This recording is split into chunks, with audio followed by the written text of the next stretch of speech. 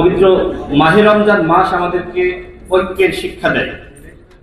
গণ অভ্যুত্থানে যেভাবে আমরা ঐক্যবদ্ধভাবে লড়াই করেছি, সেই ঐক্য আজকে অনৈক্যে পরিণত হয়েছে।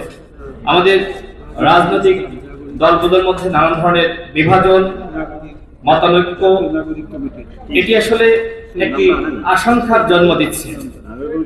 আমরা একটি নতুন বাংলাদেশ প্রত্যাশা করি। সেই বাংলাদেশে যদি আমাদের ভিতরে ভ্রাতৃত্ব না থাকে, সৌমর্মিতা না থাকে, তাহলে নতুন বাংলাদেশ গঠন করা সম্ভবপর হবে না। এখানে সকল জাতীয় নেতৃবৃন্দ আছেন, সবার প্রতি গণ অধিকার পরিষদের পক্ষ থেকে উদাত্ত আহ্বান রাখতে চাই, আসুন আমরা এক থাকি। যেমনি ভাবে এক থেকে আমরা হাসিনার পতন ঘটিয়েছি, গণ অভ্যুত্থান রচনা করেছি, আমরা যদি একতাবদ্ধ থাকতে পারি তাহলে ইনশাআল্লাহ আমরা নতুন বাংলাদেশ গঠন করতে পারব।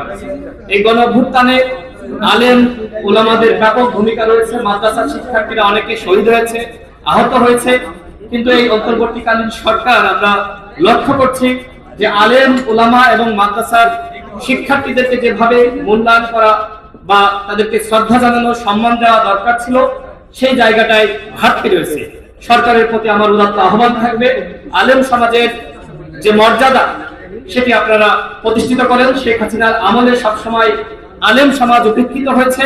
আমরা নিজে দেখেছি কিভাবে এই অভ্যুত্থানে সাদা পাঞ্জাবি, মাথায় সাদা পাগড়ি পরিহিত অবস্থায় আলেম ওলামা এবং মাদ্রাসার শিক্ষার্থীরা হাসিনার ফ্যাসিবাদের বিরুদ্ধে লড়াই করেছে এবং এই আওয়ামী রেজিমের পতন নিশ্চিত করেছে।